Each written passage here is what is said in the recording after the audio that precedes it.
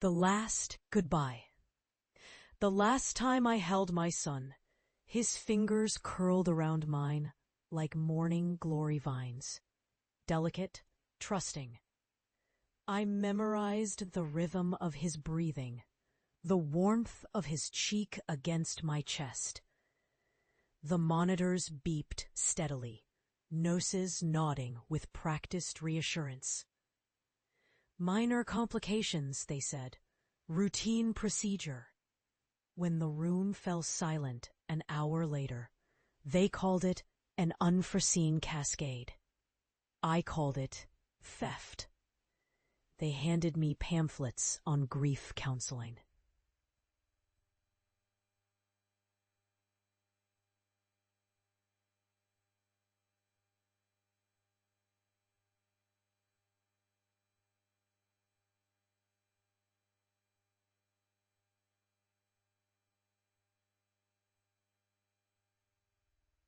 The last goodbye.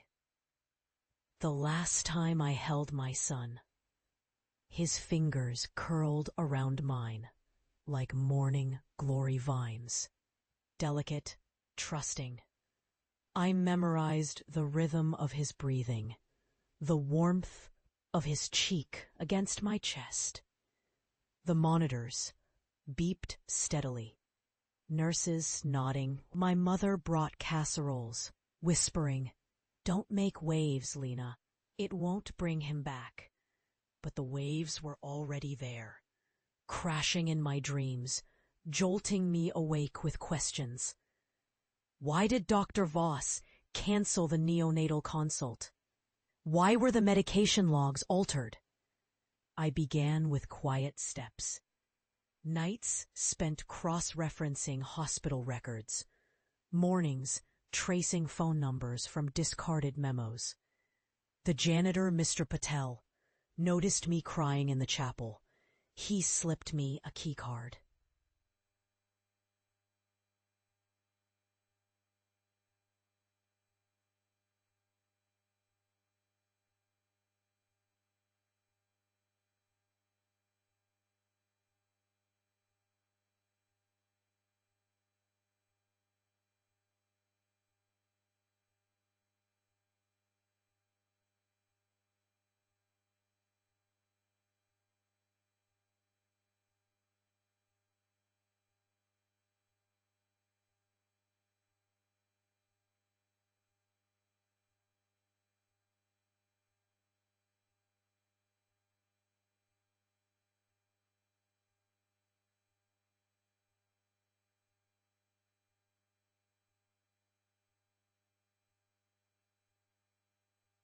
"Storage room B," he muttered.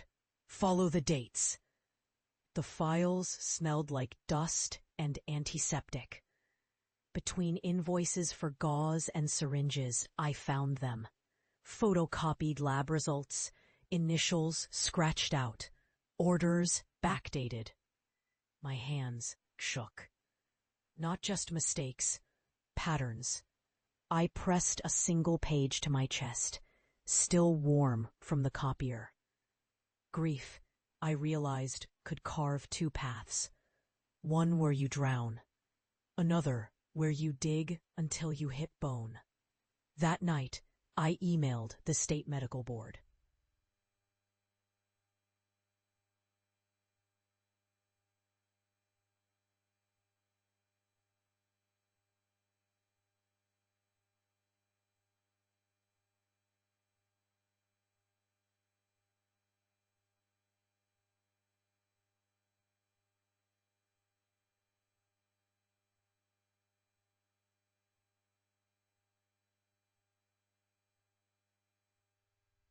This pause rolls around, my hands drawing intense angst.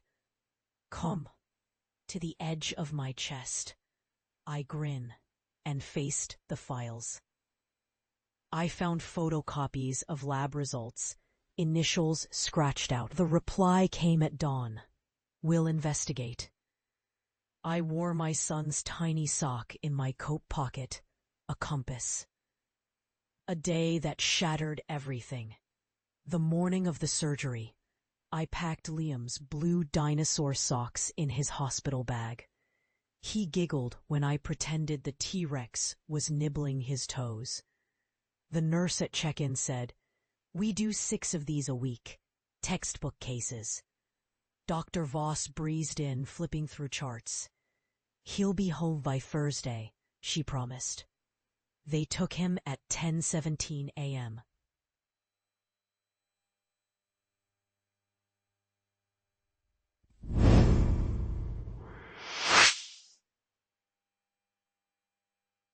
I counted ceiling tiles in the waiting room. At noon, a resident with sweat on his collar told me there'd been a slight delay. By 2 p.m., they moved me to a private consultation area. The social worker arrived first, a detail I'd later recognize as strategic. Dr. Voss entered holding a tablet, her voice smooth as the sanitized walls. "Unexpected hemorrhage," she said. "We controlled it, but his oxygen saturation dropped." She tapped the screen, a graph with jagged red lines.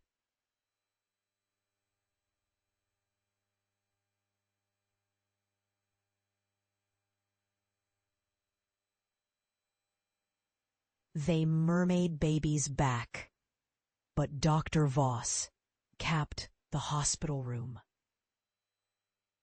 Her voice smooth as the sanitized walls. She tapped the screen.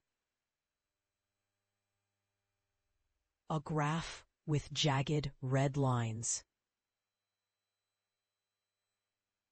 She tapped the screen. A graph with jagged red lines. She tapped the screen. A graph with jagged red lines. "That, I think, see this dip? That's when we lost him." I asked for the anesthesia records. She blinked. "They're being audited." The discharge papers listed medications he never received. The consent form had my signature, but dated 2 days earlier, when I'd been at work. When I demanded the OR team roster, the floor administrator suddenly remembered a mandatory meeting. That night, in the parking garage, a woman in scrubs chased me down. "I wasn't even supposed to be in there," she whispered.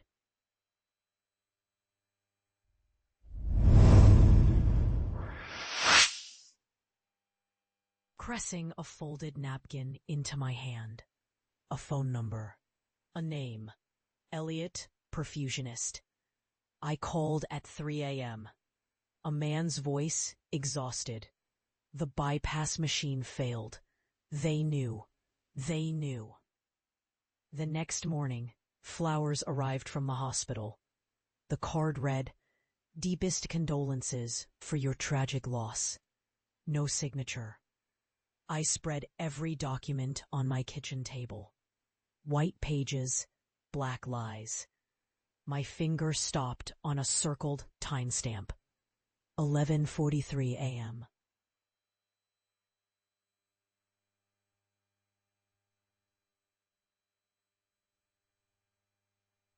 Because my doctor knew it, he said to me, "You mean your instructions?" And she tried silence. I asked him for all the details. For that were I added. But first, I didn't feel compelled to know. P didn't know it. So I called one more number. He said.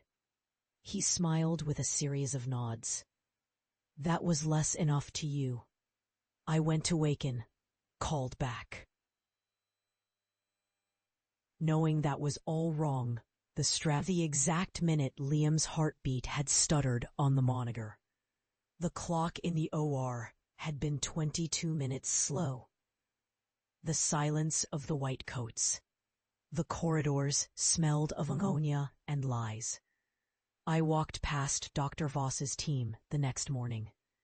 Interns clutching clipboards. Nurses avoiding eye contact. Their silence wasn't empty. It had texture. The way the pharmacy tech's hands shook when I asked for the Pyxis audit logs.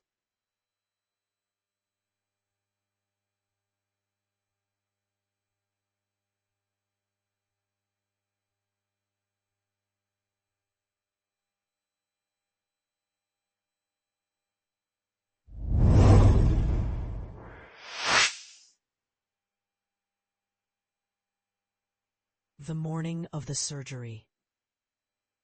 I packed Liam's blue dinosaur socks in his hospital bag. He giggled when I pretended the T-Rex was nibbling his toes. Finally, I didn't feel compelled to know.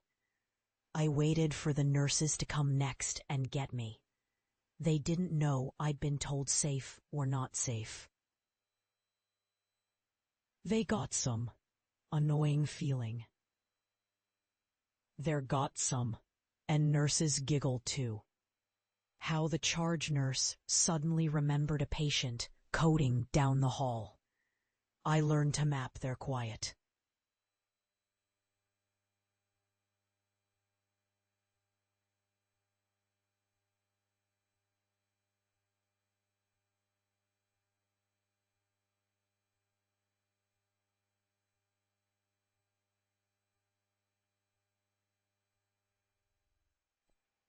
How the charge nurse suddenly remembered a patient coding down the hall. I learned to map their quiet. I learned to map their quiet. Him whispering palpable information packed the screen, and laughing intensely, saying there had been a slight delay. I learned to map their quiet back into my hand.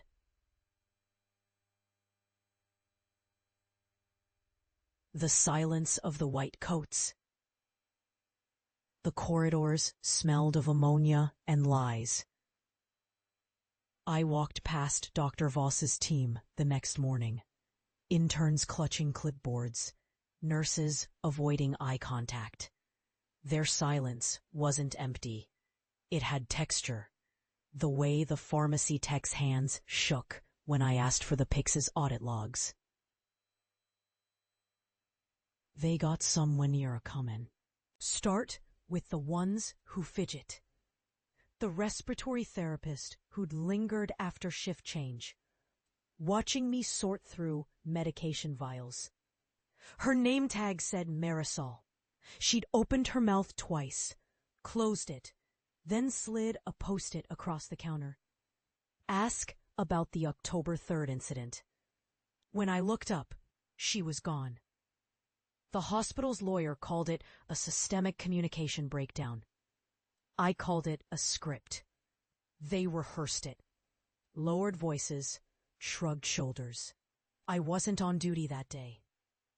But people forget. Grief sharpens your ears. You hear the hitch in a resident's breath when they lie. Notice when a janitor accidentally leaves a supply closet unlocked. I documented everything. Not just times and names, but the details that couldn't be gaslit. The coffee stain on a forged consent form. The smudged timestamp from a printer low on ink. My kitchen table became a war ring. Sticky notes color-coded by threat level. Audio recordings disguised as grocery lists. One truth kept me upright. Even careful liars leave footprints. Dr. Voss's signature tilted 12 degrees left when backdating records. The night shift nurse used British spellings, anesthesia, in altered charts. Tiny fractures. When the board dismissed my first complaint, I mailed them a USB drive containing 37 hours of doorbell camera footage. Nurses shredding documents in the doctor's parking lot at 2 a.m. When they called it coincidence, I played them a voicemail. Drop it or we'll report you for trespassing. The caller ID? Blocked. But the background noise matched the ER's ancient ice machine. the one that gargled like a drowning man. My son's sock stayed in my pocket. I'd rub the threadbare cotton during meetings. A tactile rosary. This is how you survive, I told myself. Turn their whispers into evidence. Their silence into a confession. Chapter 1. A Whisper in the Hospital Archives. The archives smelled of mildew and regret. Fluorescent tubes flickered above shelves, sagging with decades of negligence. I'd expected resistance. Maybe security. Not a gaunt man in a moth-eaten cardigan, squinting at my visitor badge like it held secrets. "You're the third mother this year," he said, voice raspy from decades of dust. His name tag read Elias. They never come twice. I placed Liam's sock on the counter between us, a silent manifesto. His gaze snagged on it, then darted to a faded Polaroid taped to his desk. A girl in pigtails, mid-laugh. 1983, scrawled in the corner. My niece, he said abruptly, as if I'd accused him. Asthma attack. They said equipment malfunction. He yanked a drawer open, shoving a binder toward me. Third aisle. Follow the red dots. The dots led to a ledger marked Pharmacy Audits. My fingers brushed spines until I found it. A file misfiled between nutrition guides. Inside, a spreadsheet listed drug shortages dated March 12th. Propofol, critical low. But the anesthesia team had signed for 6 vials that same afternoon. 3 steps, I thought, echoing Mr. Patel's earlier advice. 1. Prove the shortage. 2. Match the requisitions. 3. Find who overrode the system. The numbers blurred. March 12th, the day Voss moved Liam's surgery. The day the pharmacy supposedly had nothing to give. Elias materialized beside me, holding a magnifying glass. Check the initials. Under the lens, the procurement officer's signature morphed. Jagged edges where ink had been traced over. Not RL for Rebecca Leo, but AV stretched into hieroglyphics. They think we're blind, he muttered, or that we stop caring once the bodies leave. I copied every page, the whir of the machine masking my pulse. When I thanked him, he pressed a sticky note into my palm. Room 407B, 3 a.m. Her name was Sophia, he said, staring at the Polaroid. She likes strawberry ice cream. I returned at 2:58 a.m. The door was ajar. Inside, a desktop glowed with an open EHR portal. No password. Search history. Voss A. Override logs. March 12th to 14th. Alarms blared in my skull. Too easy. A trap? But then I saw it. A sticky note on the monitor. For Sophia. The logs loaded. 2 overrides that week. One for propofol. The second, a neonatal consult request. Deleted. March 13th at 4:15 p.m. 1 hour after Liam's last heartbeat. The printer churned. Footsteps echoed downstairs. I grabbed the pages and ran, Elias's rasp chasing me through the stairwell. Burn their lies. In the parking lot, I unfolded the neonatal consult. The specialist's name? Dr. Rebecca Liu. The same initials forged in the pharmacy ledger. Liam's sock clung to my fingers. Somewhere above, a window slammed shut. Or maybe a ledger closing forever. The paper trail of betrayal. The dim glow of a desk lamp illuminates stacks of paper, incident reports, timestamps, scribbled nurse notes. My fingers trace the dates. 2010, 2011, 2012. Each page whispers the same story. Delayed medications. Alarms ignored. Signatures forged. The archivist's binder sits open, its spine cracked. I spread the documents across the floor, connecting years with red string. A pattern emerges. Every July, staffing shortages. Every December, backdated orders. The same doctor's initials, J.R., appear beside every altered record. At 3 a.m., I find it. A 2011 incident where antibiotics arrived late for a newborn named Lina. The mother's complaint? Lost in processing. Lina survived. My son didn't. But the reason wasn't chance, it was scale.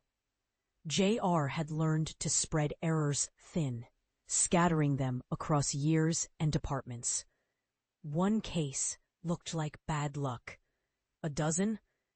A system. The archivist's key unlocks more than storage rooms. I follow his instructions, typing hidden codes into the hospital's database. Neonatal logs old reveals edited NOS narratives. Doctor refused to authorize meds, said baby wasn't priority. I compile timelines, matching shift schedules to pharmacy logs. A junior resident's sworn affidavit confirms it. J.R. ordered residents to falsify charts, threatening their careers if they refused. Here's how to build your case. 1. Map the timeline.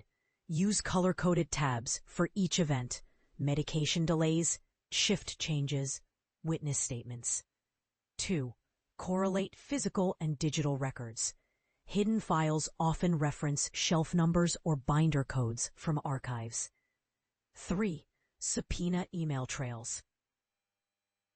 Legal requests can uncover directives like update prior entries or align charts.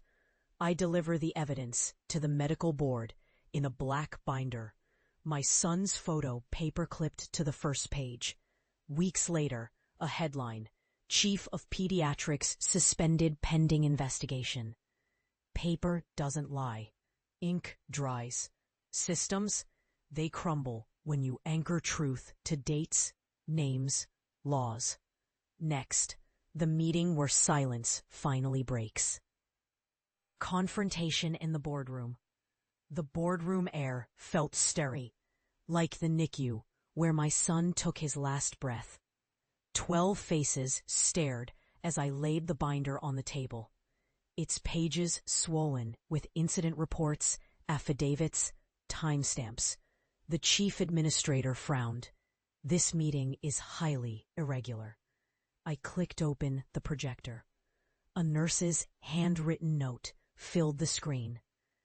Dr. J.R. ordered us to backdate the med logs. Next.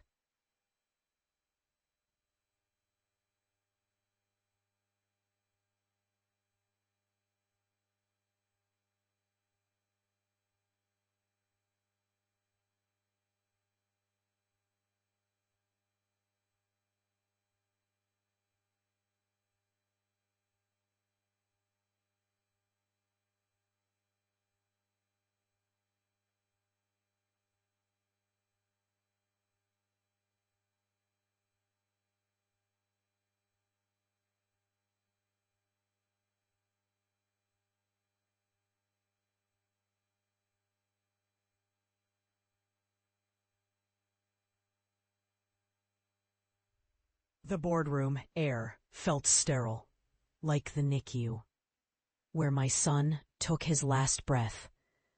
12 faces stared. As security footage, time-stamped 8:03 p.m., showed the pharmacy delivering antibiotics hours after my son's coded order. Your protocol requires immediate action on critical meds, I said, voice steady.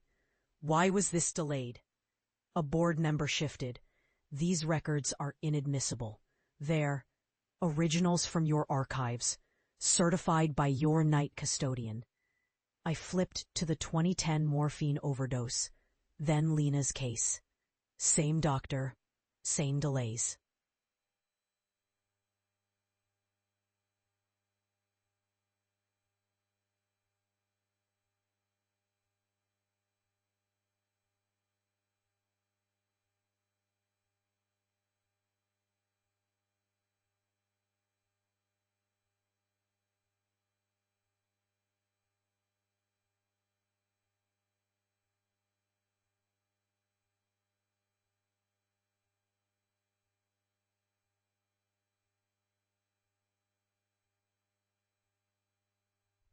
Our boardroom air felt sterile, like the NICU, where my son took his last breath.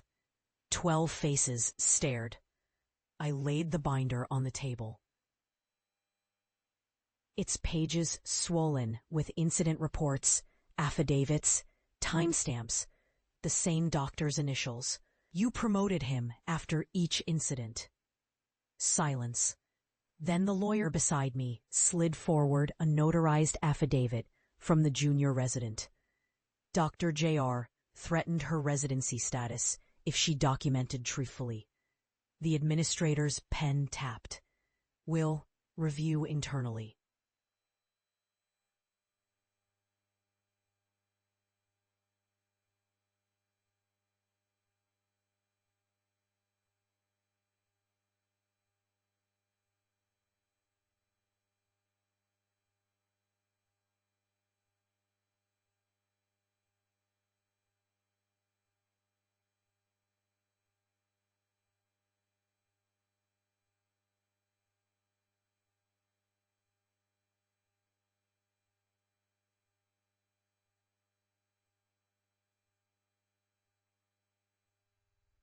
There are no more board members.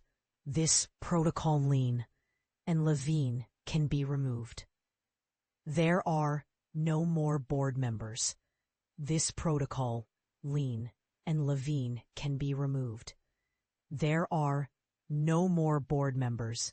This protocol Lina and Levine can be removed. There are no more board members. We remember who my son was, and they didn't. And a board member taps his pen. No. I placed my son's photo atop the binder. You'll review publicly. The health department has copies. So does the press. Eyes widened. Legal whispers erupted. One board member, a grandmotherly woman with silver hair, leaned forward. How many others?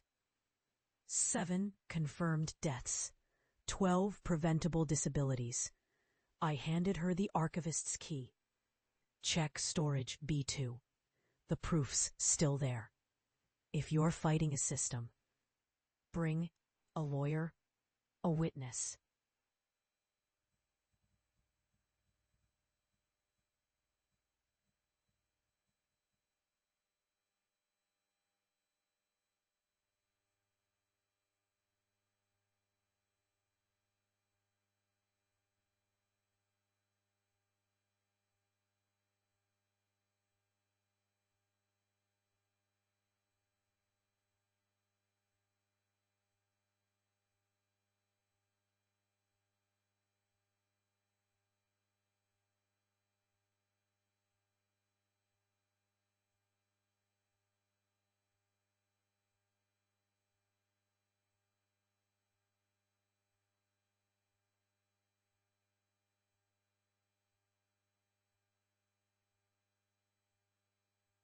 Even a trusted friend, it disrupts their power dynamic.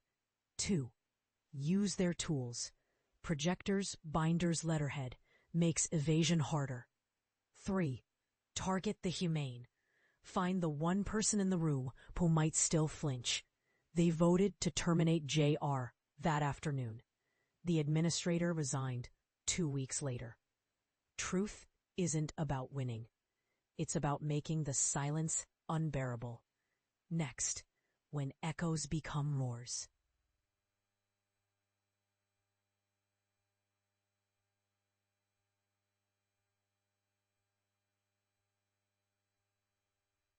One person died, and 7 terminated. They terminated a family. That board member resigned 2 weeks later. The truth isn't about winning. It's about making the silence unbearable. Next, when echoes become roars.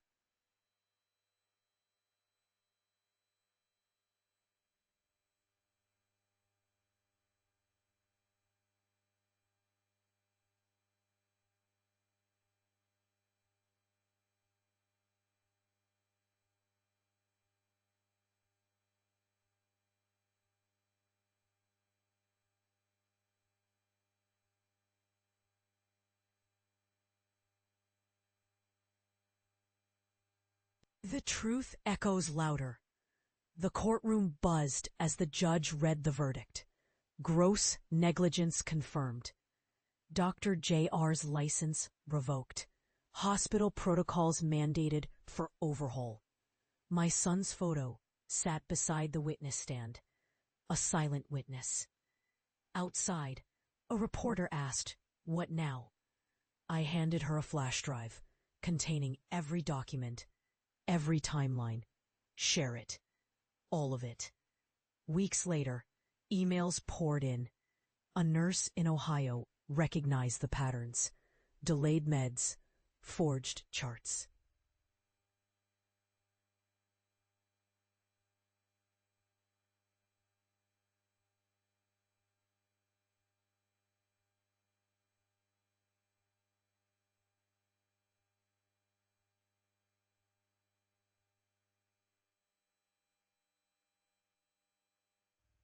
Weeks later, emails poured in.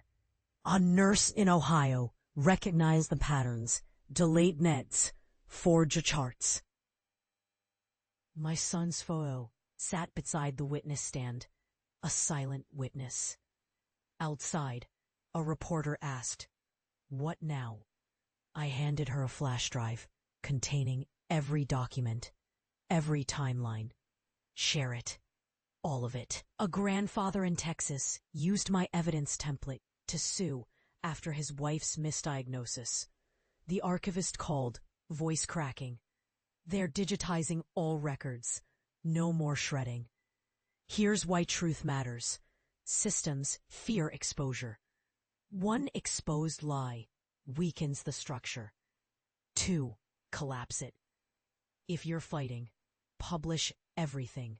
Redact names, but share dates, patterns, methods. Partner with patient advocacy groups. They amplify isolated cases into movements. And 3.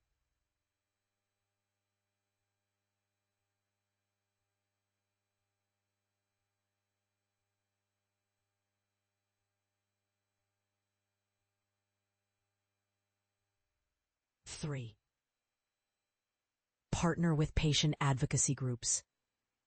They amplify isolated cases into movements. And 3. Partner with patient advocacy groups. They amplify isolated cases into movements. And 3. Partner with patient advocacy groups. They amplify isolated cases into movements. And 3. Push for external audits.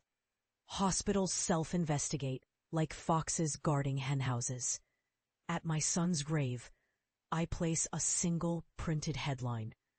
Hospital adopts real-time medication tracking. The wind carries it away, a tiny flag of accountability. Grief doesn't end, but neither does change. Speak until echoes become action. End series.